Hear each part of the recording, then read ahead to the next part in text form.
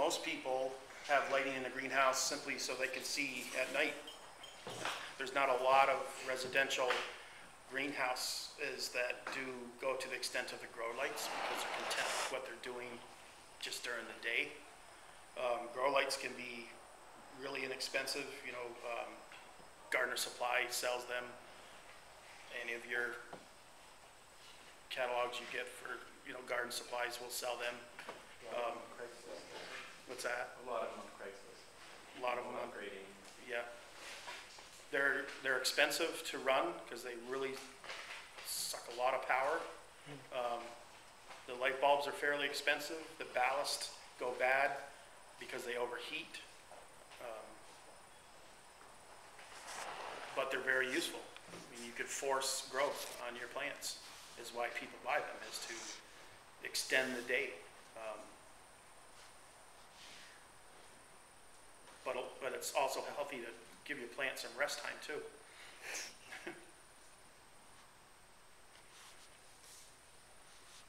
I built a system for that research facility where the customer felt the need, because their switchgrass was growing so quickly, that their lighting system, they wanted to maintain the growth in the distance, the light source from the plant. So as the plant grew, I developed a system that they just pressed a button and the light system would move up on pulley system. So as the plant grew, the lights moved. But that wasn't good enough for them because they had to press the button. So they wanted it automated. So they had a technician come in there and do photo sensors to see the switchgrass grow. And when that did, it triggered the lights to go up. Talk about spoiled brats, right?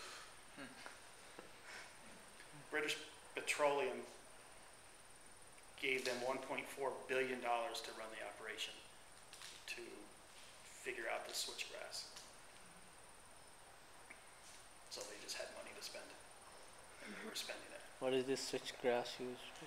They were taking molecules, extracting molecules out of the switchgrass and developing biodegradable plastic, which they've done successfully.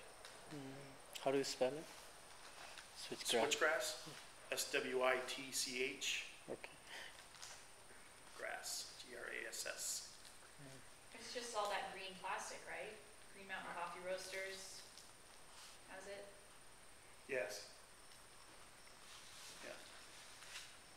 I mean, they're scientists. You know, they're walking around in their white lab coats, and it's all clean rooms, and it's a very sterile environment.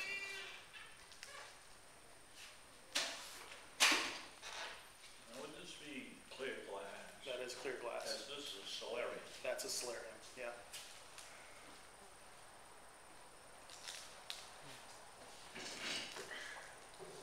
The polycarbonate that we were talking about, it's not organic or whatever, natural plastic. What was that? Polycarbonate sheet that we are talking about is not natural, no? Is it natural thing or not? No. No, not from natural product. No, it's not. So lighting's pretty basic. You know, it's either for seeing or growing. They'll use infrared lighting, more so for tomatoes, of course, as far as tomatoes are concerned. Different. There's low sodium and high sodium, different intensities.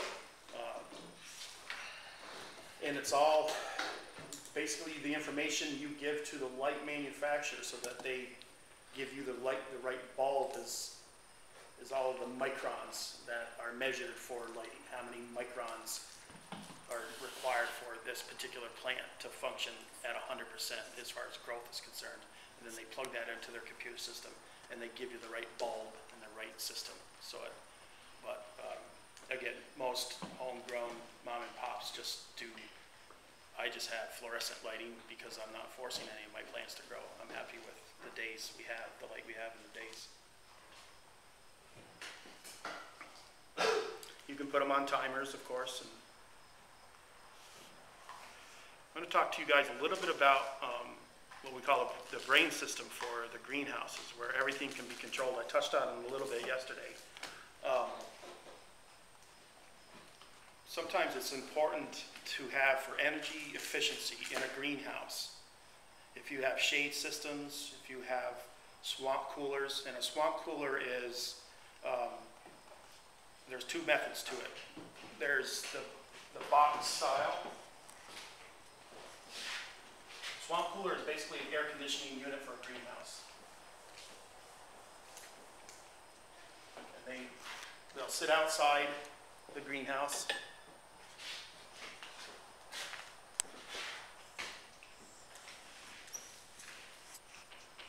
Sits outside the greenhouse, penetrates through the knee wall, and there's a big squirrel cage. It looks just like a squirrel cage.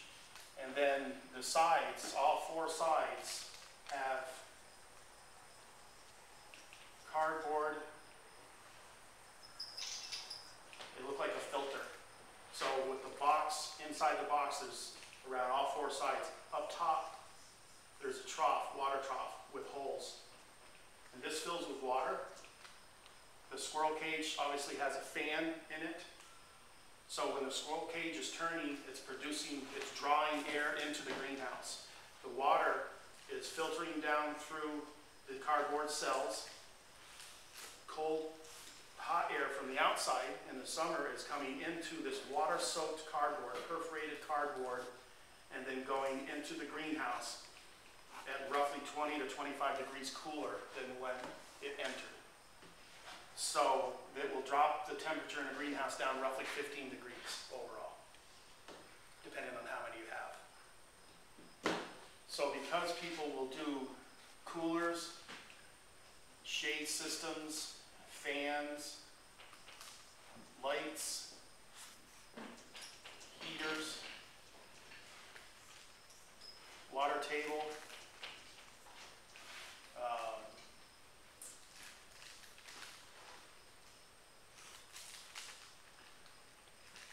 all of these components,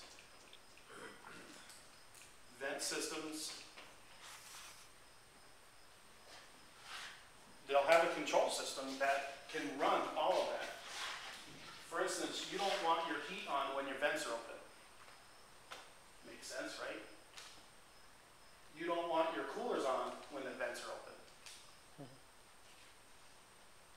You want your shades, you want your fan running all the time. Your water tables to run when it makes sense. So this control system, what we call a brain, takes care of all that, and it's a really pretty ingenious way it does it. You've got a brain that's computer. It's basically just a huge computer, very involved, $2,500 to $2,700 just for the unit, $800 to program it. Then they charge $1,000 to come out to install it.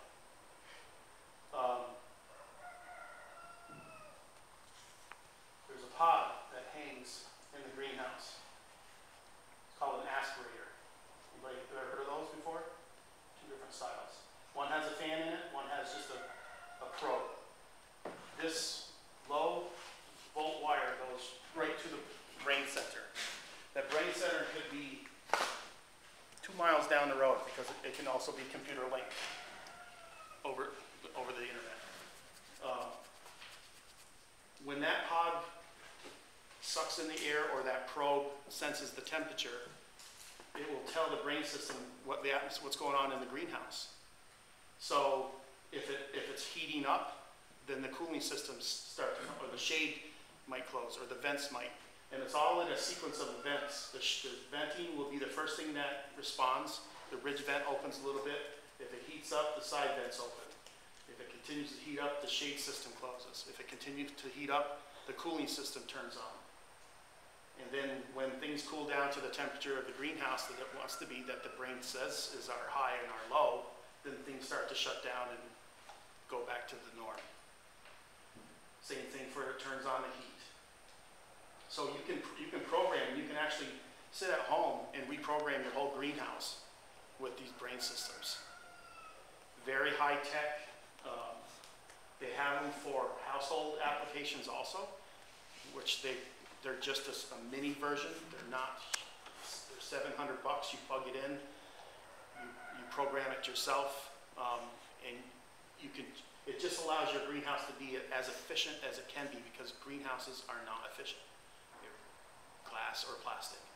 So this allows you to control the environment in the greenhouse so that you're maximizing your investment and you're spending less on your utilities, which is the big expense in greenhouses, fuel and lighting.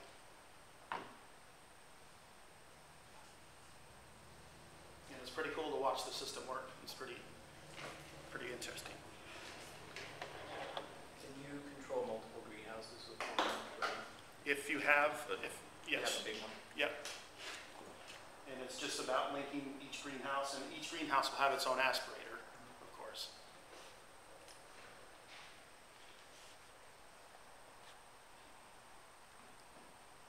You can manual override everything.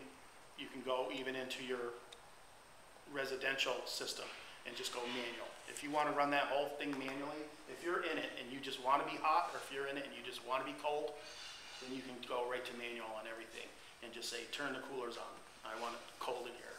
To heck with the plants. They can take it for a while. And that's important from my perspective, because when we go in there, we want to be able to work on anything and everything. So we have to go to manual so that we can shut things down. You know, cleaning heaters, cleaning the fans off and all that kind of stuff. And all the boxes come with a lock because people like to play with the buttons. The high-low settings, you know, go in there and play with it and screw up everything. But there's always the master controller. He can walk in there and he can just turn it, or put his key into it and click like this, and it goes all back to his default settings. So it's a pretty neat system. Wadsworth Controls is the best on the market.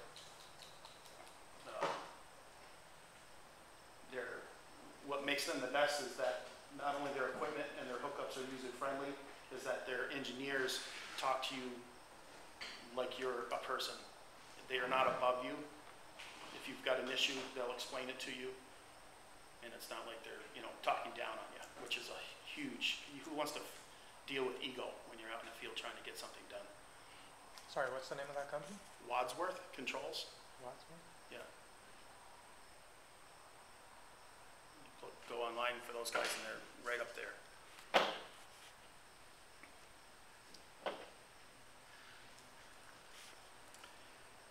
Pest control. Keith hit a little bit on ladybugs yesterday and, you know, butterflies, praying mantis. I was near the pool the other day and I saw the smallest praying mantis I'd ever seen. He was probably about 1.25 inches long. It's a cute little thing. And 2 days later, I found him in the filter of the pool. And I was like, damn. What's that? Along with a little teeny toad, which I'd never seen a toad that large. So maybe I've got some mini things going on there. But I've had some huge ones in the greenhouse, 4 or 5 inches, which are great. And, so those type of, they'll eat whitefly and aphids, you know, they attack. People introduce them into the greenhouse. They're difficult to keep in there, and some people will do screens in their in their venting systems to keep the bugs out and to keep their bugs in. It's like a dual purpose, but the issue with the screens is they almost immediately begin to plug up with just simple dust. If you're in there planting and you're mixing your soil and all that dried, because your soils are typically drier, and your vent system, the way it's working, is sucking the air right up through the top, so your screens become plugged. You're getting less ventilation. Your greenhouse starts to suffer. So there's just a maintenance thing with the screens. But if you're spending a reasonable amount of money on your bug pest control, well, then you just deal with it. Then there's the people that use fertilizers, and there's the people who wash their plants. So there's a number of methods, you know, as far as pest control. Really, the best thing to do is proper ventilation, proper watering, and just keeping your eyes open for potential pests. I built greenhouses that will do a separate chamber, a partition.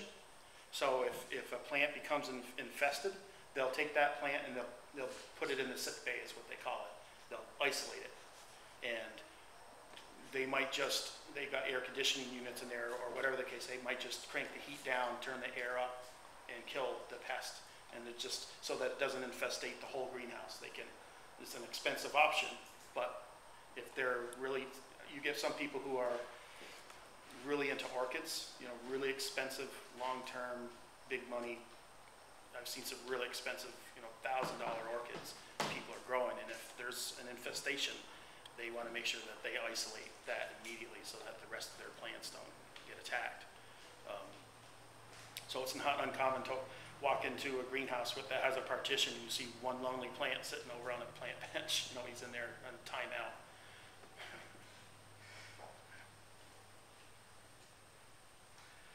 And the other thing to discuss a little bit is about, you know, people who choose to plant in ground and people who choose to plant in a plant bench, and why they would want to do that. You probably have some insight on that.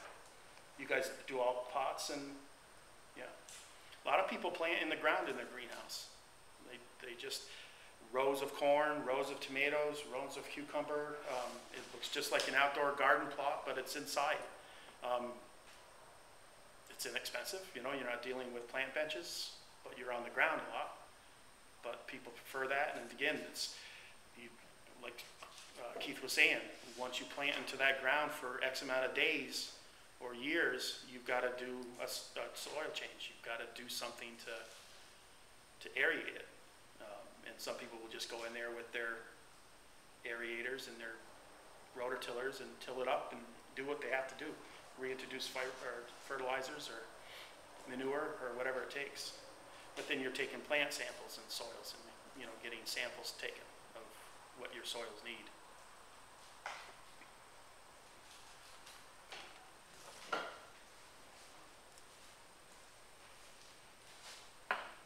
Any questions or thoughts? Do you know anything about code where if somebody were to maybe add something onto their house and have the plants be in the ground, is there a way to do that with code so that it wouldn't technically be a permanent structure? If you were doing like a hoop house where you just drive the post into the ground, that's not permanent. But towns are funny, you know, and states are funny. So whenever you're talking with zoning, things to keep to emphasize is that it's a removable structure. It's a kit. You know, if you use those terms, then it's going to typically fall in the line of, it still may need to be permitted, but it's not going to be, you know, X amount of dollars per hundred. It'd be X amount of pennies per hundred. That's typically how they assess what your building permit's going to cost, you know, $25 per $100 of material and labor or that you're purchasing, norm.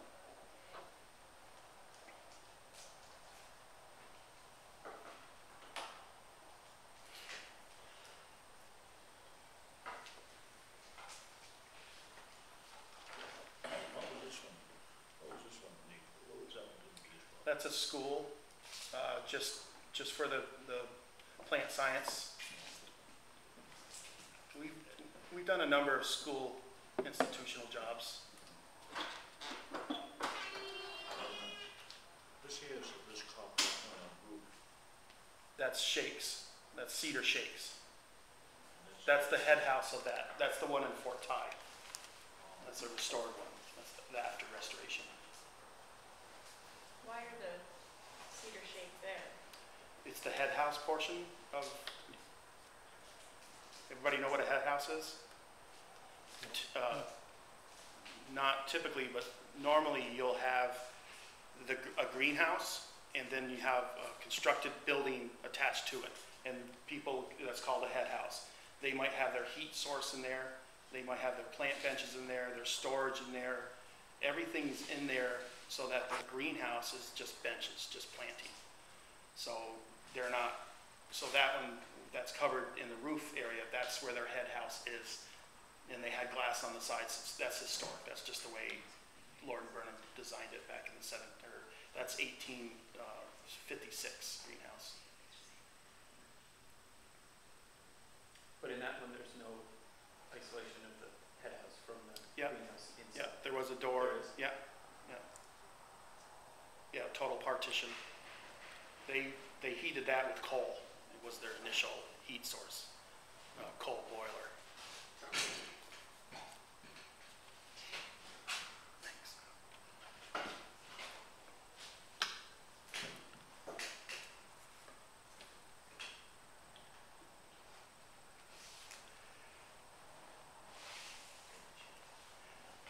I want to just finish before lunch with just talking about more of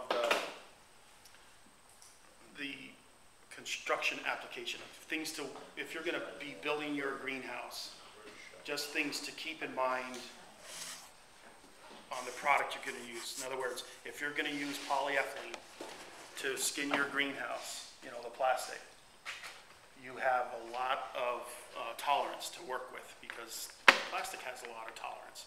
So plumb and square is always important from my perspective, but if you're 1/8 inch or 1/4 inch or 1 inch out on plumb or level, this doesn't care because it's, you cut it and you put it on. When using polyethylene on a wood frame structure, the biggest thing to watch out for are your corners and your edges. And because as the wind takes this, you don't want it to tear. We'll actually round the corners, and I can show you on the prototype after lunch when we go downstairs, with a file, and then we'll take a couple of pieces of duct tape and tape over the edges and corners, and it just gives it a buffer, you know, to it, and never stretch your plastic to go onto it. A 2x4 structure using plastic, you don't need any footings. You can go, we'll do it with just a 6x6 on the ground, 6x6 pressure treated, or 4x4 even, and then 2x4 framing. Typically, depending on your run of the roof, you want a 2x4, 2x6, 2x8, you know, depending on how big you're going to go. And there's a lot of building websites you can go on to say, I want a 12-foot roof with a 6/12 pitch. What size lumber do I need and what spacing do I need? And it will come back and say 2x8, 16 on center, or 2x4, 24 on center, or whatever. So you can plug in all of that data, and it will guide you into the proper lumber use for it. But we'll go 4 foot on center if we're doing a greenhouse. You don't have to do the standard build because think about it. Snow's not going to stay on it if you've got heat in it. So there's no weight issue. The only thing you're holding up there is the 2x and the plastic. So it doesn't have to get silly. So we'll do 4 foot spacing, which saves a lot of lumber. Just a 4x4 around the perimeter. We'll drill a hole into the 4x4 and drive a piece of rebar just to kind of keep it from moving around the yard unless it's attached to the house. You know, if you're building a freestanding one. And to lock it down in place so the winds don't pull it off. But it's less apt to because lumber has a little bit of weight to it anyhow.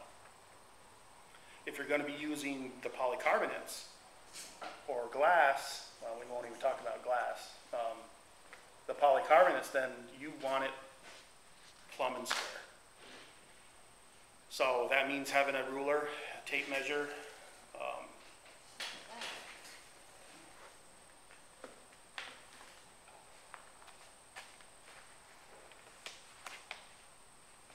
I don't know where it went.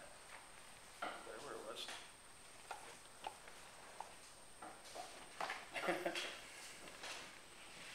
Here, you open it. A level, you just want to make it as perfect as you can when you're using polycarbonates, because then your glazing will go so much smoother.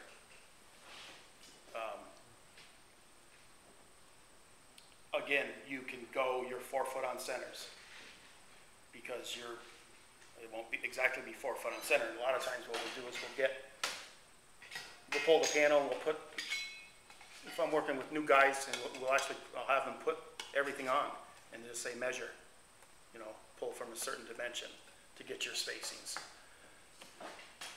And again, they'll cut that to any length you want, which is a plus. You can scratch build doors. A lot of times when we're scratch building just a simple 2x4 greenhouse, you know, very inexpensive greenhouse, like the Home Depots and Lowe's, they have what they call a forever door. It's basically a glorified screen door, has a glass insert and a screen, which makes it nice, it's good and sturdy. You get your screen for ventilation, and then to introduce ventilation into the other gable per se on a lean-to, because you want some cross ventilation. It's very difficult to do ridge vents and side vents on a scratch-built greenhouse at a 2x4. So we go to the next method, and that's just natural convection as high as we can go, and you can build just a simple push-out louver on the gable end as high as you can. Or in the catalogs, you can find shutters, whether they're motorized or not. You put them on a thermostat, or you can just, what I've done is tie a string or a rope to the hook mechanism and just pull the vent open. Wrap it around a hook. When you want to close, just unwrap it. Very simple. And then you just, again, in the days like today or any type of warm day, you're just going to open the screen and open the vent during the day, and that's it. And even at night. It's only in the winter that you want to sun in the day, you know, keep it warm and then close things down at night. They're not extremely efficient, and they never will be, greenhouses. They're just not. So keep in mind that if you're going to plant, if you're going to start in March, you're going to want a heat source of sorts. Some people simply open the door to their home on a very simple scratch-built greenhouse. Just open the door to the house and let whatever heat is in the house to draw it out to the cold in the greenhouse is going to draw the heat from the house out. They sell these little 3-inch or 4-inch square squirrel or little fans that you can put up in the corner of your door jamb, little plug-in, and that brings heat in from the house. You know, just enough to keep. And again, you learned from yesterday that it doesn't have to be 70 degrees in the greenhouse for your plants to function. And actually the plants like to be cooled off. I know ours flower much better. We used to keep it 70, thinking that's the, you know, when I was new into the greenhouse, into the growing, you know, I built greenhouses for years but never applied myself in them. So we found out soon enough that the plants love cool temperatures. They flower quicker even.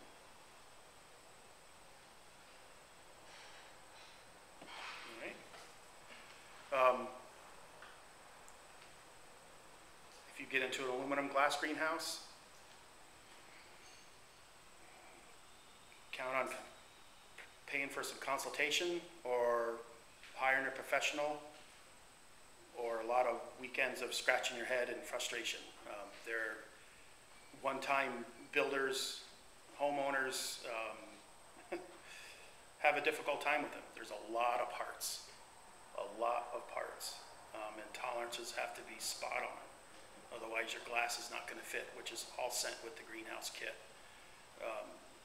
What I do is I offer a one-day setup for part association, layout of the greenhouse, and just do some sub-assemblies, like maybe build a ridge vent or one portion of the ridge vent, put a couple of bows together, you know, just little hit and miss spots, and then let the homeowner duplicate what we've done that first day. When he gets close to the glazing, I'll typically come on site for half a day or a day, work with him, do a portion of glazing, a little bit of this, show him how to cut glass. A lot of times all this trap glass is anything outside of a rectangle. So if you've got a slope, most manufacturers won't send you that cut glass. It's something you buy glass for in the field and cut it with, which is easy to do, but you got to show how to do it. So I insist with Lauren Burnham. They tried to do that with me for years, and they do it with everybody else, but because this is off a CAD system, then they should be able to give me my traps. If they can't give me my traps, then there's something going on with their CAD system. So I insist upon it, and every once in a while I get a piece that's wrong. But it saves me going out and buying glass and cutting on site. So, but I know for everybody else, they say you supply that and cut it yourself, which I think is wrong.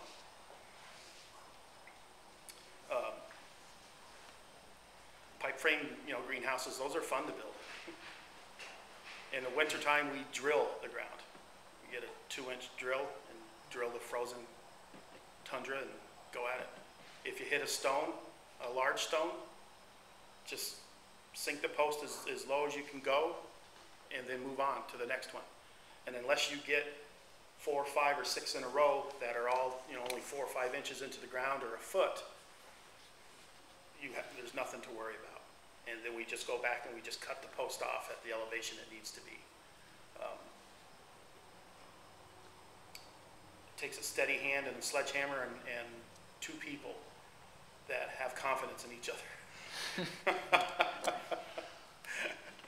So that's the key part, which that's, if there's a danger spot in reference to hoop houses, it's the driving of the post.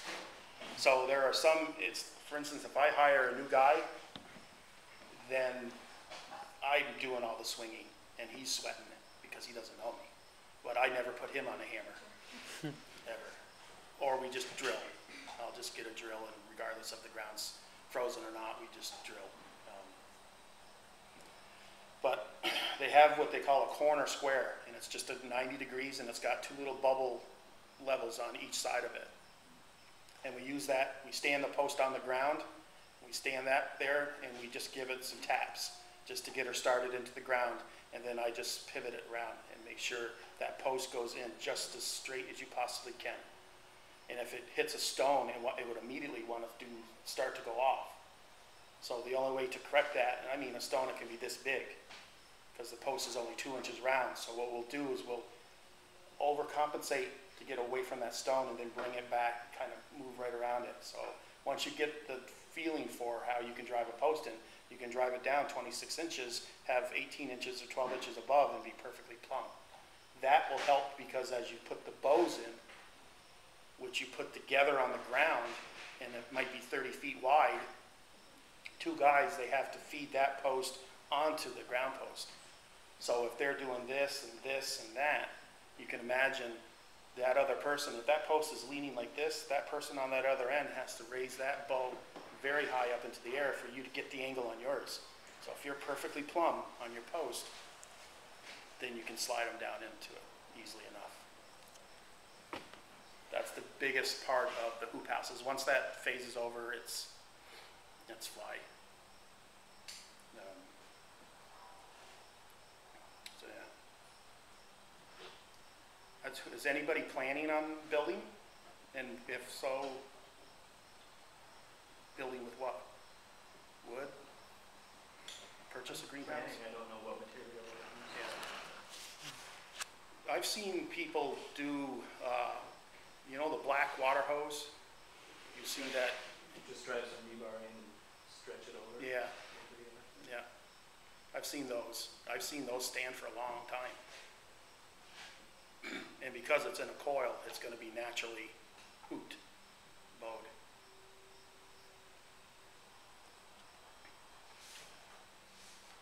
Interested in polycarbonate and wood? Excuse me? I said I'm interested in polycarbonate and wood. Yeah.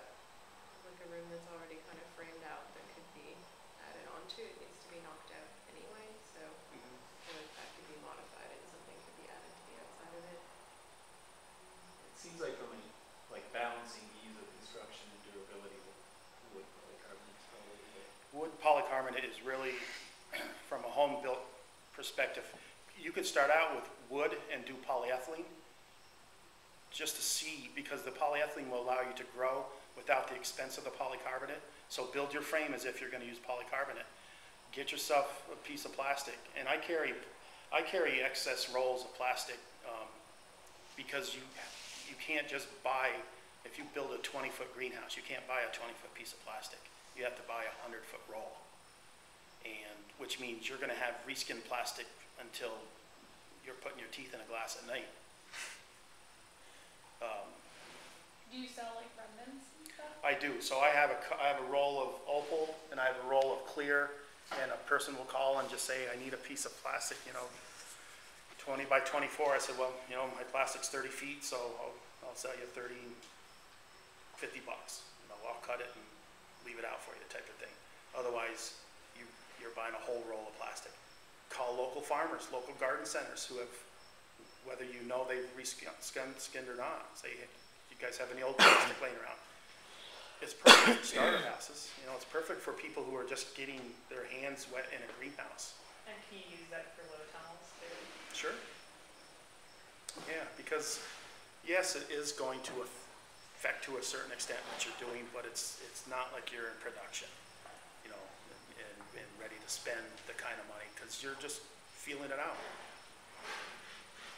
Once you know it works, you can bump up to the polycarbonate, or maybe not. Stick with the plastic. But yeah.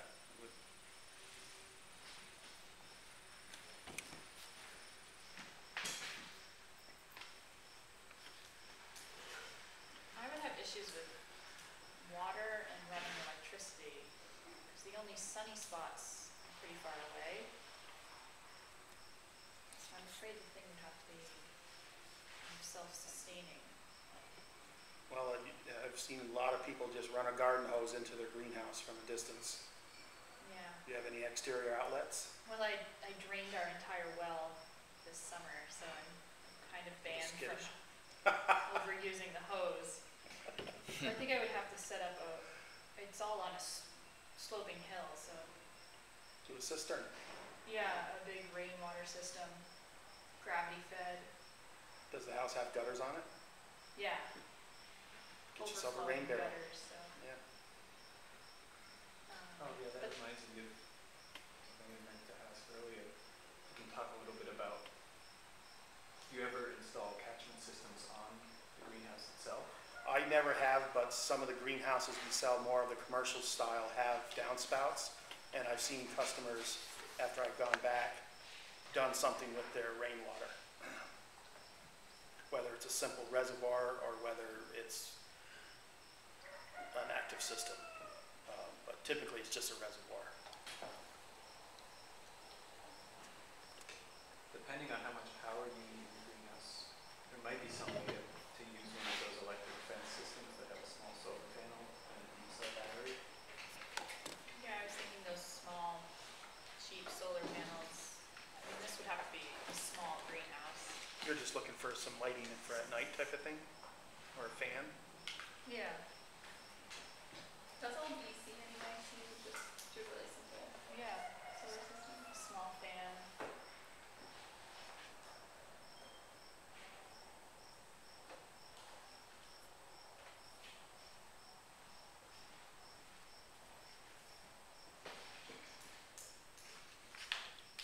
Any other thoughts before we break for lunch? What time are we meeting at the end? 1? One, yeah. I gotta make sure I can get the key. Pretty sure I can. There is a different types of polyethylene sheet, like polyethylene sheet they call it, the multi-layered sheet, which is also similar to this. How is that also possible? Okay to use that? To this, Yeah, no, the polyethylene. polyethylene. Yeah. Well, this polyethylene it comes two different forms, well, many different ways in the fold of it.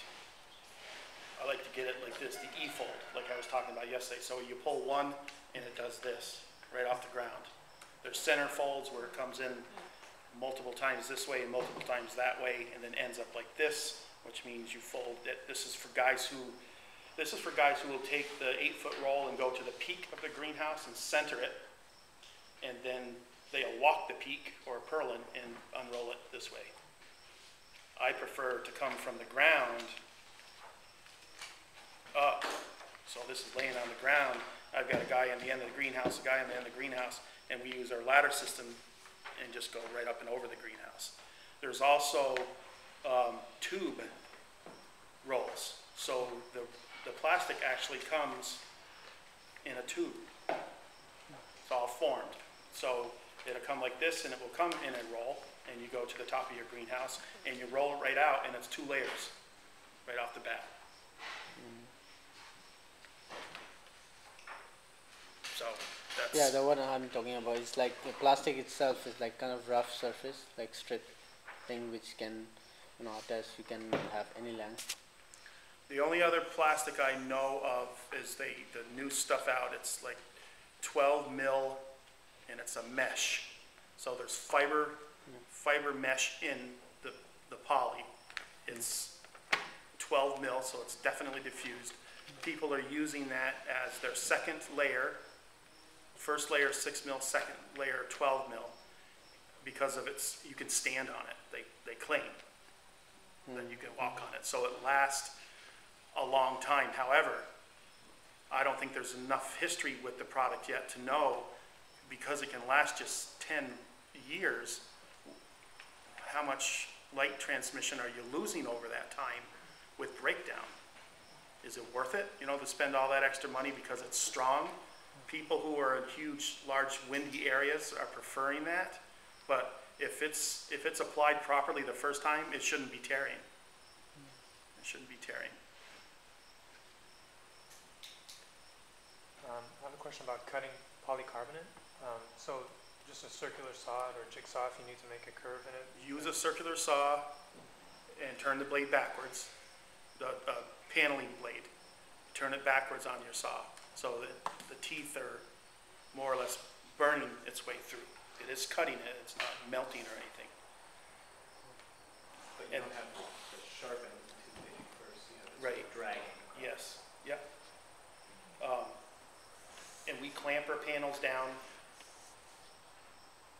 because once it starts to chatter is when you start to have problems. So you want to make sure it's secured down. Leave the protective coating, tapes on, coverings on, so you don't scratch the product, because you will. I'll take duct tape and I tape the bottom of my skill saw so it's smooth even on the protective coating, and it slides much easier. It's not metal on plastic, in other words. So just some simple duct tape works. That jigsaws for cutting holes in the polycarbonate. Then you want to vacuum the cells out of all the filings. On a cool day, you can just take the panel and shake it. But hot days, the static electricity pulls the filings deep into it, and you have to vacuum or blow them out. So that's the difference with. And be careful if you're wearing jeans that have a zipper and you're pulling the plastic off on a hot day, because that static electricity will connect, mainly for you males. We'll talk. I've been zapped a number of times. It's not pleasant. That's how I train all the newbies.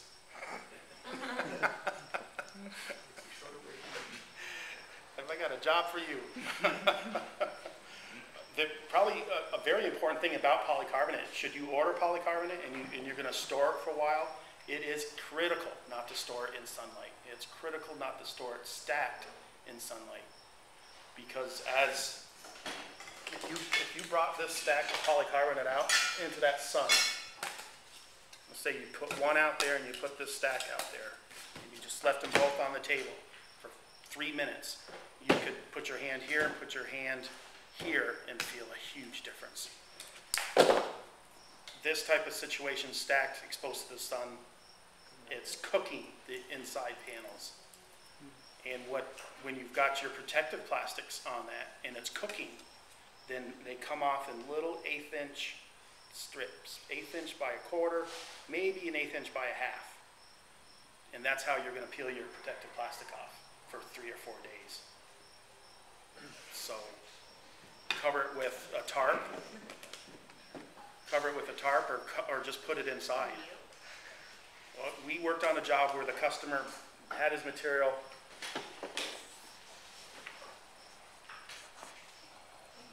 There it is.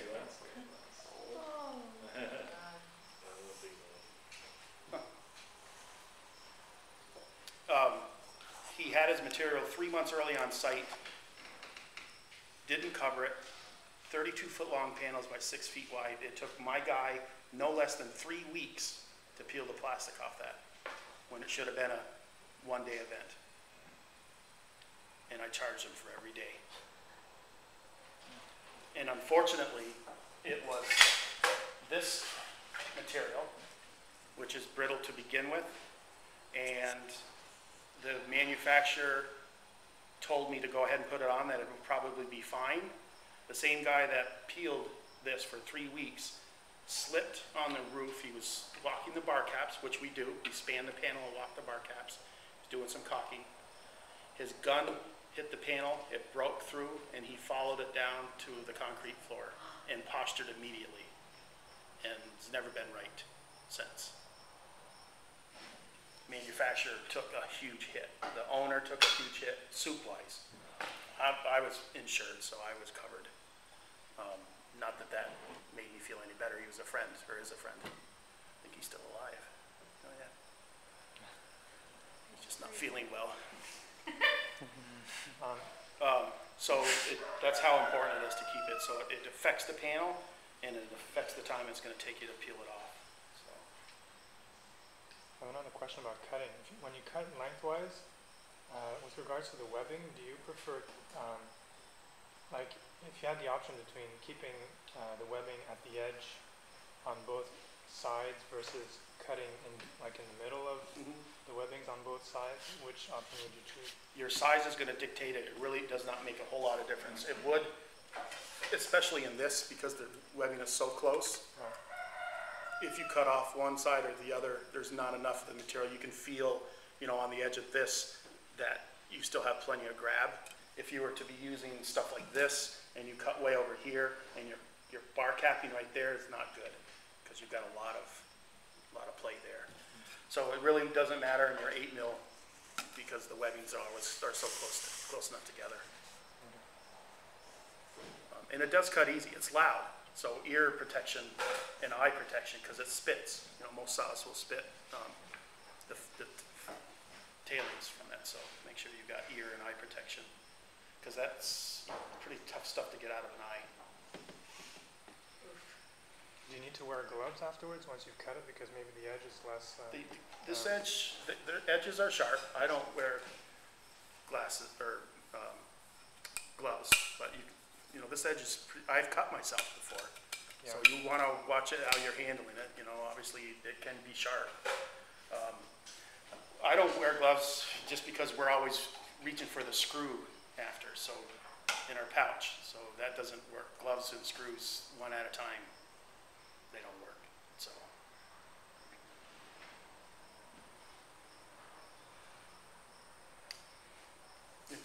I was saying before, like sometimes you can purchase, because this can get a little, well, there's a learning curve to it, you know, as far as getting it in. Getting one in is fine, but getting your next one in, especially if you're working with 8 feet lengths, you know, 8 foot lengths and stuff like that.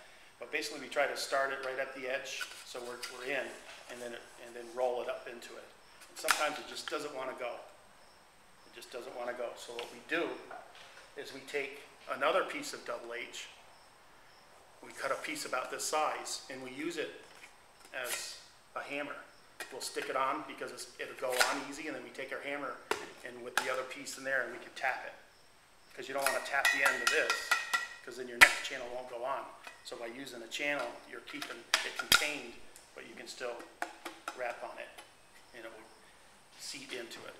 But the temperature of the day will make or break the speed of how quickly you can apply this.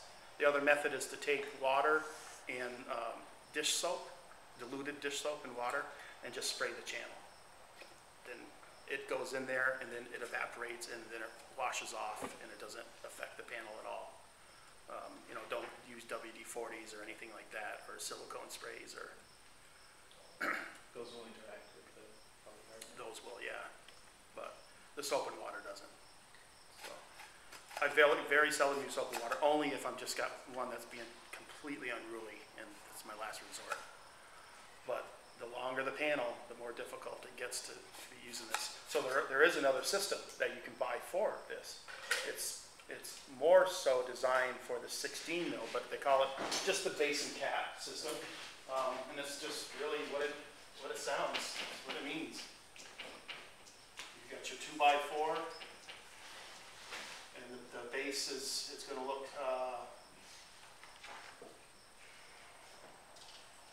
like this. This is the screw slot. That's the base.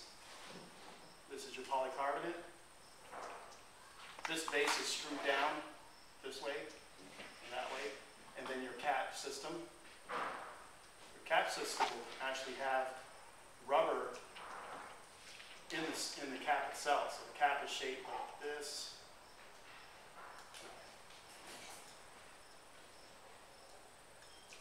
Got those little ridges in there, and then they'll send you a piece of rubber that slides into that track. And then there's a hole here, that hole goes into that track.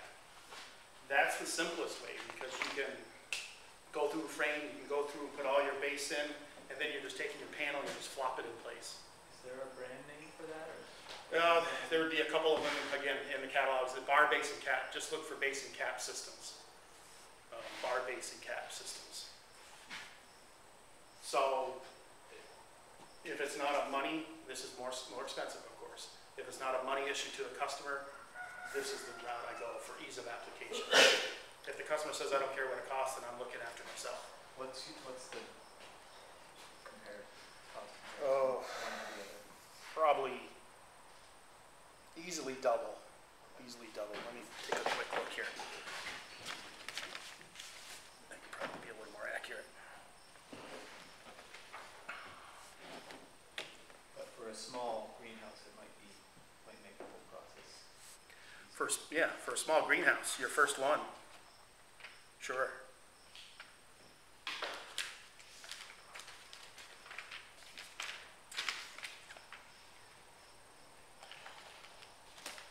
Let's see if they even have that in here.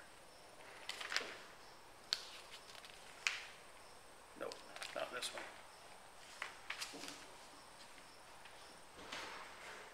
But if you, go online for base and cap and you'll find it. And there's some manufacturers out there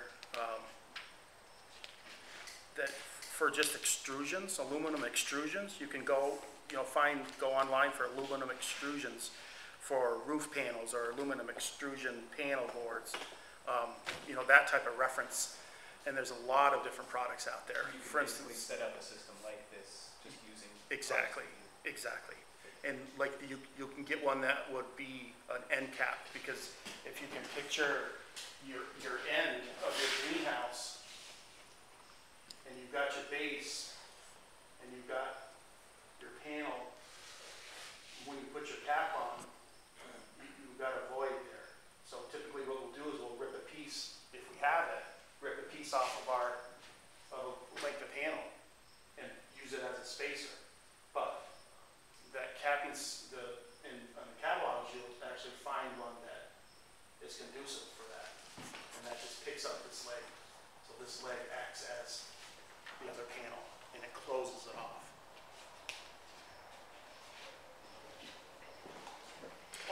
And I'll show you when we get to the prototype, and when you're using your J and your H, you just use these for the ends. And I can show you more about that. What is an ideal temperature for installing?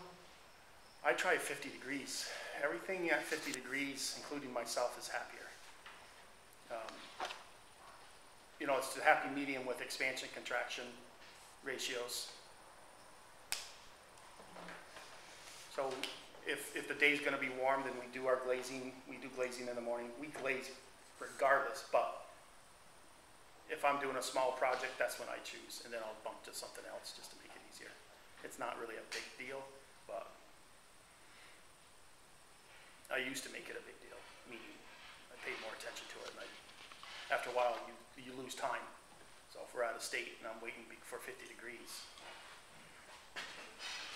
you don't do that. Ready?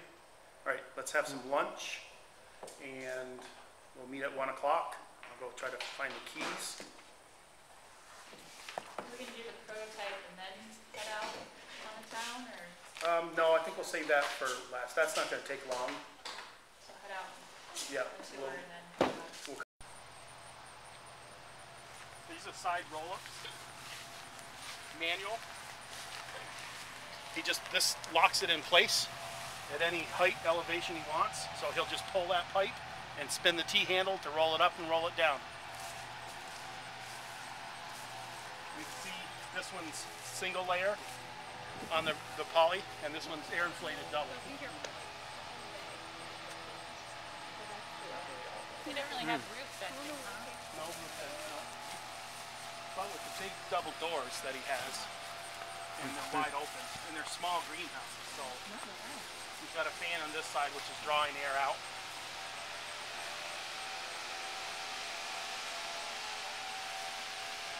What's the floor? It's dirt, and then that's a weed mat, and that just, you know, keeps the floor cleaner and the weeds from growing up through. But inevitably, they'll come up. You can see a plant growing through there that's come up through. So he's heating with propane gas. This is the air inflation outside of it, the unit.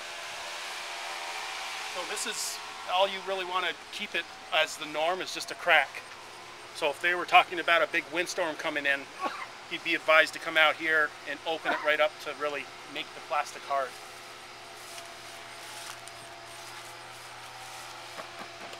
It's pretty soft right now. And all it does is penetrate right through the first layer of plastic and air inflates it. Is that mechanized, or he's just opening that hole and It's motorized. Oh, it is? Yeah. So that's the one that's got the little squirrel cage fan on it.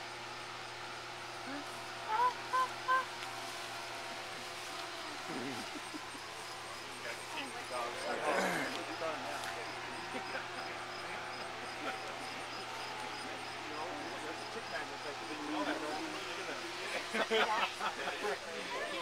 you're having a hard time finding dates, get yourself a puppy. Date? How do they keep the space between these two plastic sheets? It's just air? That's air. That's air. Puffing it up. Yeah. And that's You this. Oh. Okay. Let me show you this side. See, that's just a little squirrel cage fan, and it's running, spinning inside. Always, all the time. And it's taking the outside air and putting it into the air inflation, which puffs it up. Right, right. It keeps doing it. 24 hours a day. Oh.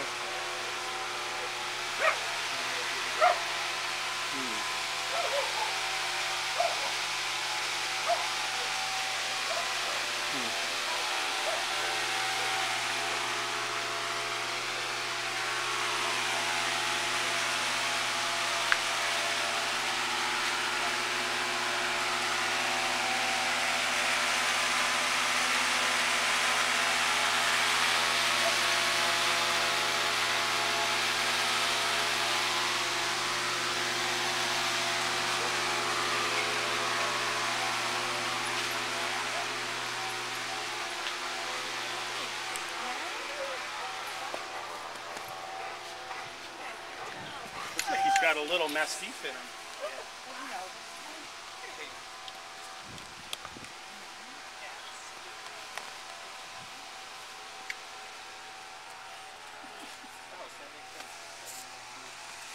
Stuff.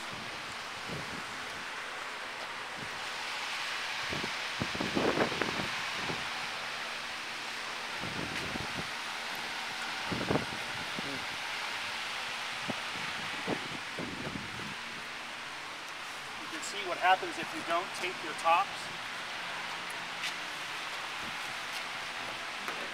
Those other cells up on top multiply slowly. These cells are just built. So that's why it's important to tape that, because then it acts as an insulated panel also. I didn't build any of the greenhouses we're seeing today. How much would you have charged to make the greenhouses? Just for labor? Or No, materials? for everything. Materials and labor on Cost the this. Let me person. look at the equipment. Heaters, fans, shutters. You don't put any silicon cylinder like that? No, yeah, there's nothing there. Not necessary? Well, you would want to, but he did not. Okay. I would say probably 12 have materials installed.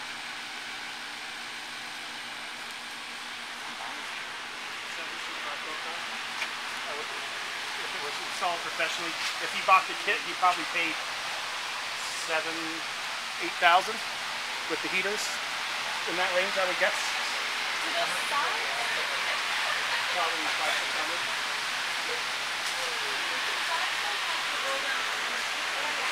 In the summer, no.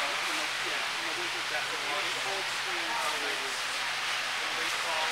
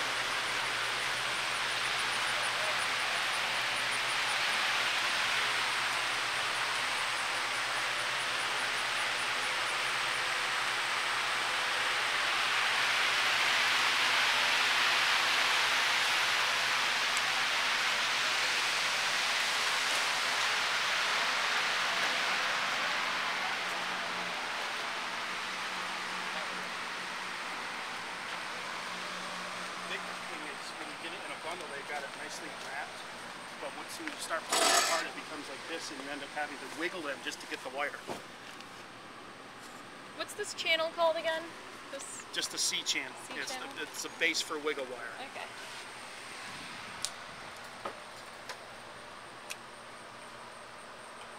Got quite a few.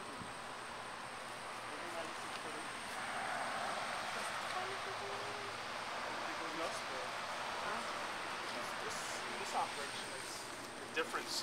Not that it makes a difference in the growing, but the look, retail, he wants a nicer looking polycarbonate, cleaner looking than the plywood application. Scratch built doors. So it just draws the public more so.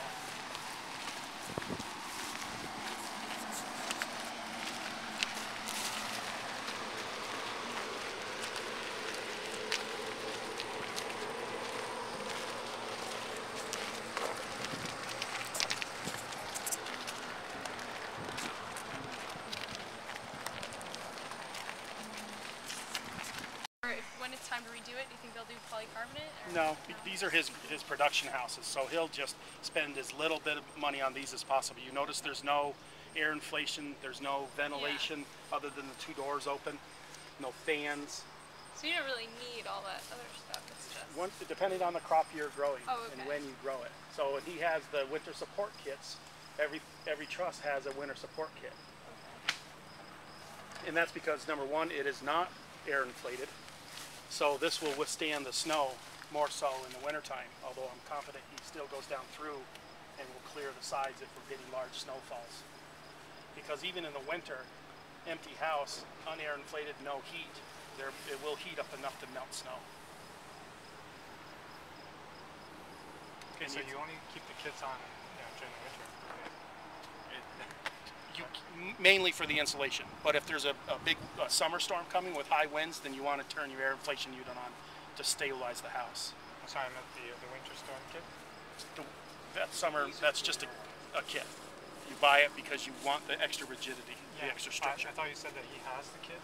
He does, yeah. Every single truss has, every bow has the kit. You can see the cross brace. Not the wood thing that we're talking about hanging. Okay. That's a scratch built winter support for non-truss systems. So in other words, if it were just the hoops with none of the cross bracing, then he would have his with the support kit in the scratch built hanging. With the cross bracing, you don't need it. No, he doesn't have to add to it. And you see the black marks on the poly. That's one thing. It's not air inflated, so it's catching a lot of buffering with the winds, and that's where it will wear to the point where he'll get holes. But it's a single layer. He's not as concerned with it. You notice these peppers are loving it. You can see on the front there's like a double part. Yeah, that's from the galvanized and the aluminum strapping. This is a Rimmel greenhouse, and the reason why I know that is because where the purlins, which are the pieces of pipe that run the length, they're that type of clamp system. If were other greenhouses, they would have drilled through the bow of the greenhouse to attach that pipe purlin. So Which some one do you like better? they're both fine. This takes a little more effort to install, you know, more fasteners to fool around with.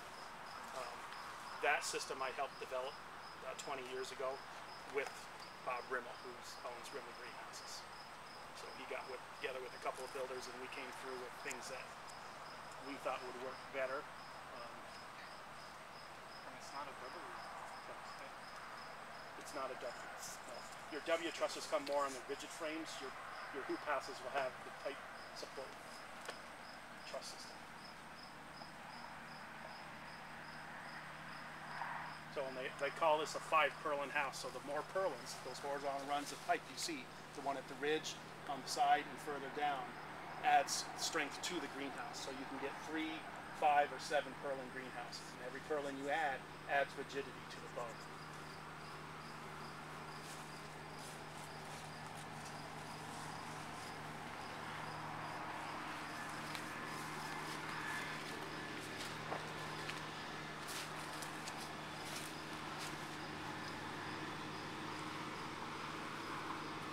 Double lock here.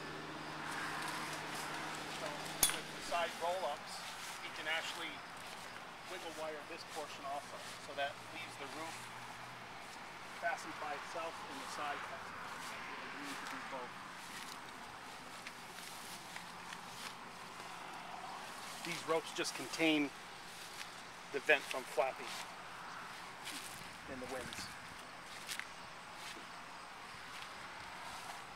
The plastic goes in further on the corners. It acts as like a stopgap, because if the plastic was cut all the way to the edge, you can imagine that the wind would want to blow straight in. So you go in one bay, 4 feet, and that stops the wind. It slows the wind down, and that will frost it shut in the wintertime. Just like, see how this is sticking against it? See the air bubbles? That's also moisture. And so that will freeze, and then there's no air that gets in. Simple yet effective.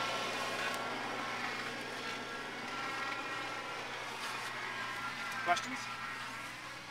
Comments? Concerns?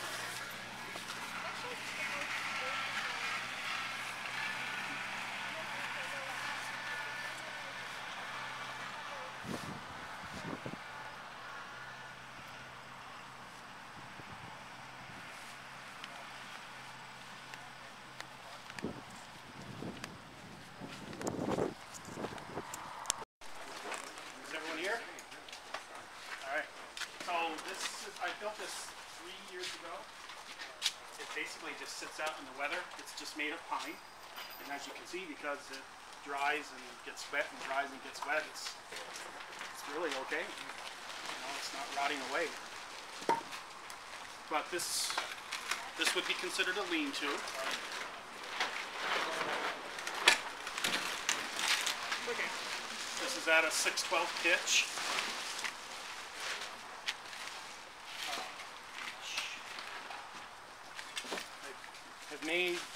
This is considered a jig. This is should you decide to build a greenhouse, you can actually use this, and I'll show you, as a template for your roof system and sidewalls. Or you can toss it the next opportunity to get it.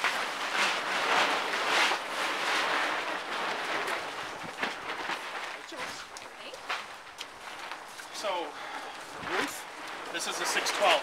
6/12 pitch is 26.5 degrees. That's this pitch right here. So, 6/12 is the recommended roof pitch design, just to shed snow. So what this would be used for is put 2 of these together, and basically we use 1/2-inch plywood. Would cut this out of 1/2-inch plywood. What we call a filch, F-I-L-T-C-H plate, filch plate. So one on each side of your 2x, screwed a number of times, will hold the joint together. So it makes it one component, one rafter, in other words. So you build your rafters one at a time, depending on how many you want. 4 feet across, 3 feet, really makes no difference. And the reason why I say it makes no difference is because, in other words, if you're off on one, but you're using 4-foot polycarbonate, if you go with the stringers, which is what these are called, there's a multi-purpose. You're tying each bow together, and you're creating a fastening system for your polycarbonate. So if your polycarbonate ends right here, so what? It's still, you can still fasten it with your H. You can still go up the center.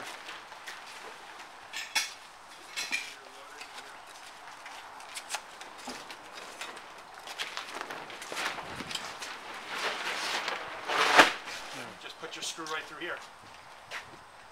Myself, I keep it because I'm anal about looks, so I would make sure that this landed on every 4-foot can.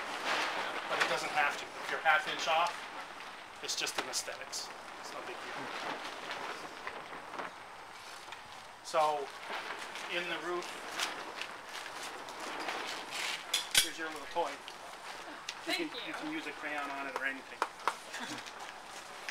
So roof panels, you're using double H, and then your single H.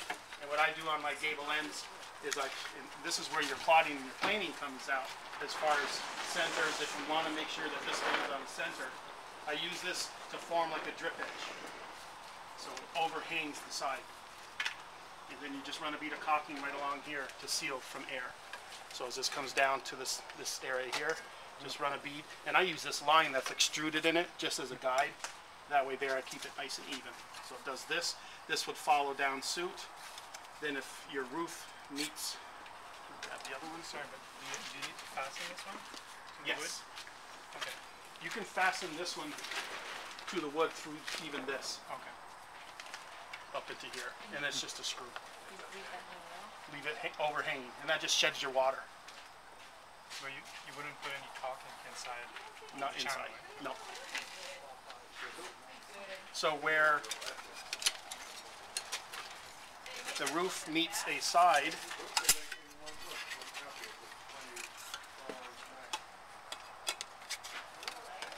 here's your side coming up.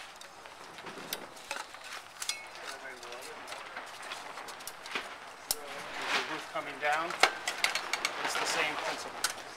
You're going to use that line as an overhang, and that's your drip edge. Drip edge is basically just to keep, in other words, if you did this, as soon as your metal, that looks pretty, but as soon as this metal expands and contracts, it does this. That's exaggerated. So you have water. This, you don't have water if it moves. And then you run a bead of sealant right along there. It's a nice finished look. It's a seal. And what about the corners? I miter my corners, just like this is mitered to a 612, 26.5 degrees. I miter these at a 45, and it forms a nice corner. So you can do the overhang and it looks nice. So, but when you're using these H's, that's where you've got to plot it out. You've got to really think about where things are going to How does happen. this piece, like, whatever is going to H right here, how does that This is where look I like would, it all come together? yeah, I would 45 this one, Oh, okay, got it. and then I would 45 this one, Right. so that when those two met That's it. on the face, then it's a nice looking corner.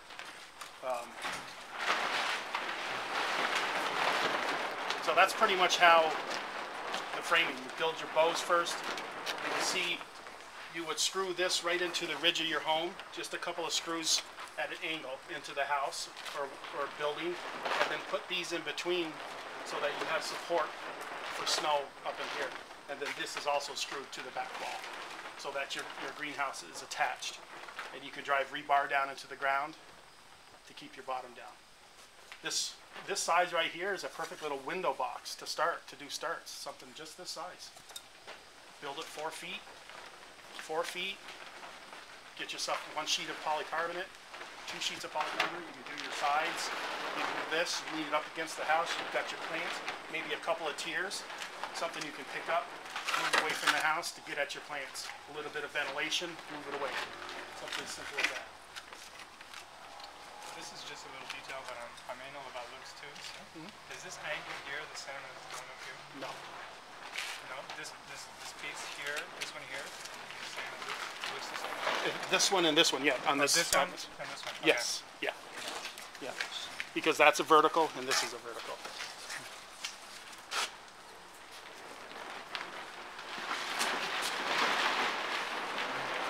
Let's take this out.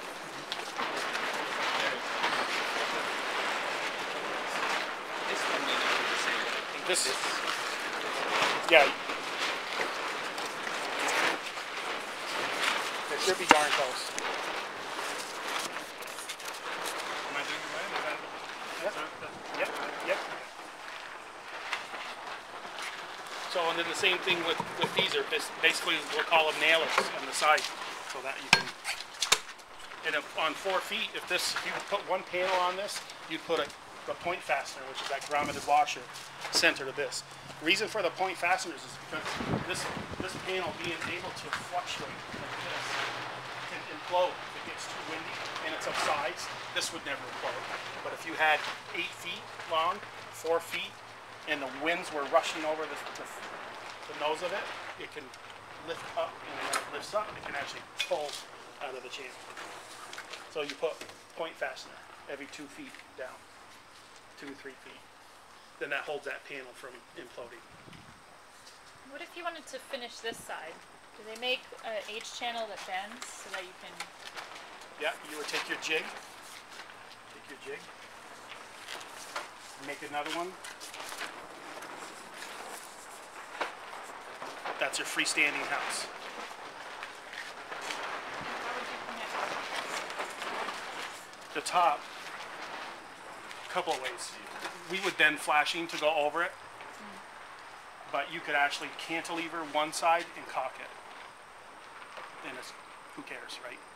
Bending flashing is just as easy, right? It is if you have a brake, you know, a metal brake. Or you can bend it over 2x4. I don't know if you've bent flashing before, but there's other ways of doing it.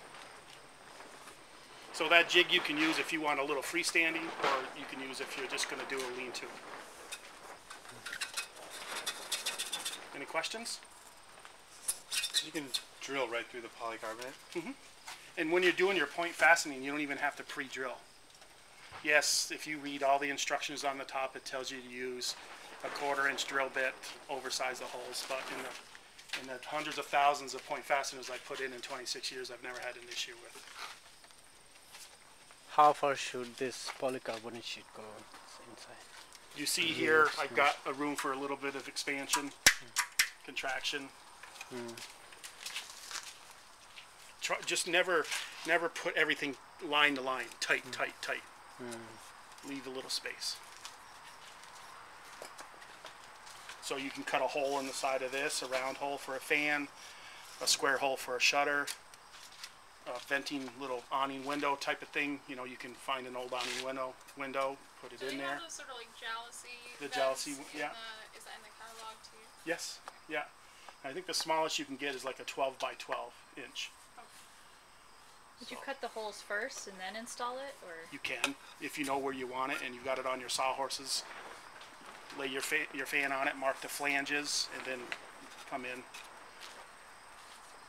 And you can use screws. What we do is we mount our, you don't even need any framing behind it. A lot of times, if it's a little 12 by 12, we just cut the hole, caulk all the way around the 4 flanges with clear silicone, stick it to it and screw it. Just make sure you don't over tighten your screws to strip the polycarbonate, or bolt through it, or build a frame and screw through the wood. But a little 12 inch by 12 inch. They don't weigh it, you know, half a pound at best.